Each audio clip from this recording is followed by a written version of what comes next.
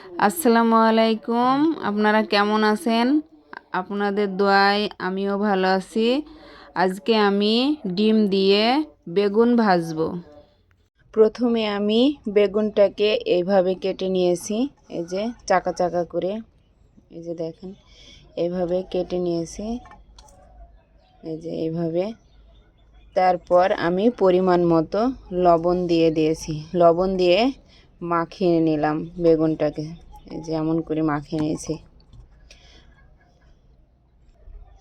তারপর নিলাম ধনিয়া পাতা, তারপরে এই যে কাঁচামরিচ কুচি 3টা, তারপর পেঁয়াজ কুচি নিয়ে এখন আমি বেগুনটাকে ভাজবো। এখন আমি বেগুনটার মাঝখানে থেকে এইভাবে কেটে নেব,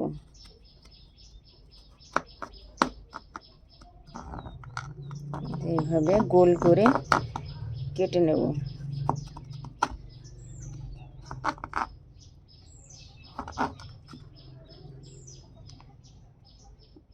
এই যে এইভাবে কেটে নেব।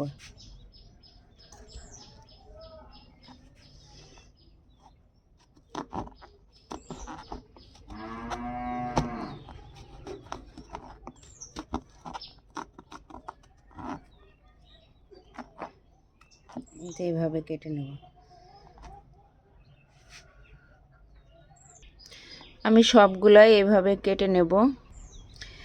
আমি এখন মাঝখান থেকে যে অংশটা তুলে নিলাম সেটা আমি এইভাবে ছোট ছোট করে কেটে নেব, ছোট ছোট করে পিস করে নেব, ছোট ছোট, যে এইভাবে পিস করে নেব।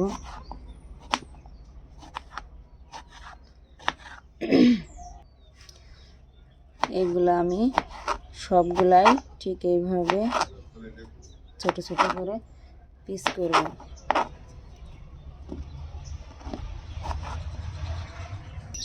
আমার সবগুলা কাটা হয়ে গেছে, আমি এখন একটা বাটিতে তুলে নেব।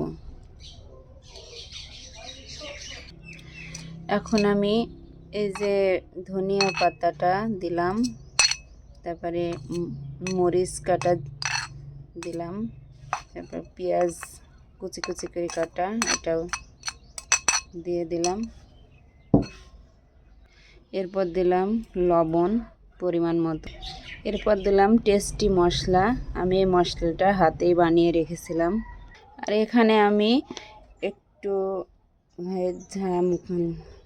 একটু শুকনা মরিচের গুঁড়া ছেটে দিলাম, আর একটু হলুদের গুঁড়া ছেটে দিলাম। আমার আগে থেকেই এই লবণটা দেওয়া আছে, এর সাথে মাখিয়ে আছে। এখন আমি সব মশলাগুলো দিয়ে এই যে এইভাবে প্রত্যেকটা বেগুনের চাকার সাথে এরকম মাখিয়ে নেব।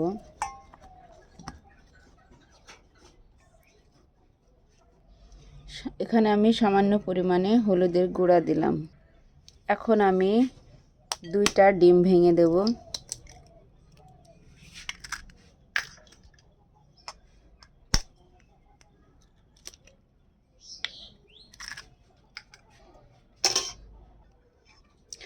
এখন আমি এটার সাথে এগুলো ভালো করে ডিমের সাথে মশলার সাথে একসাথে মাখিয়ে নেব, সুন্দর করে ভালো করে মাখিয়ে নিতে হবে। এখন আমি রান্নার সাদা তেলটা দিলাম। তেলটা গরম হলে আমি একটা একটা করে বেগুনের দিয়ে দেব। আমার তেলটা গরম হয়ে গেছে, এখন আমি এক পিস করে কড়াই দিয়ে দিচ্ছি। আমি এখন এটা এই যে মাঝখানে দিয়ে দেব, প্রত্যেকটার মাঝখানে দিয়ে দেব।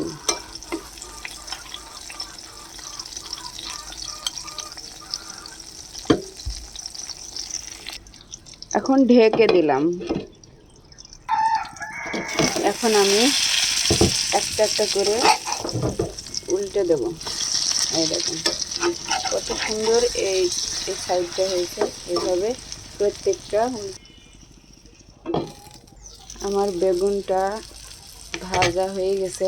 দেখেন কত সুন্দর ফুলকো ফুলকো হয়েছে, খেতেও সুন্দর, অসাধারণ লাগে গরম ভাতের সাথে। আপনারা করে খায়েন একবার আমার মতো করে। অনেকেই বেগুন ভাজে, কিন্তু এভাবে ভেজে একবার খেয়ে দেখেন।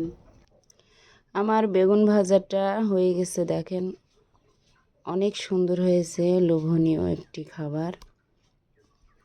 এবার আমি ভাত দিয়ে খেয়ে দেখব। গরম ভাতের সাথে কিন্তু অনেক ভালো লাগে, অসাধারণ লাগে। এই যে কত সুন্দর, খেতেও অনেক টেস্ট লাগছে। আপনারা এভাবে বানিয়ে খাবেন। ভালো লাগলে কমেন্ট করবেন আর ভালোবেসে শেয়ার করবেন। আল্লাহ হাফেজ।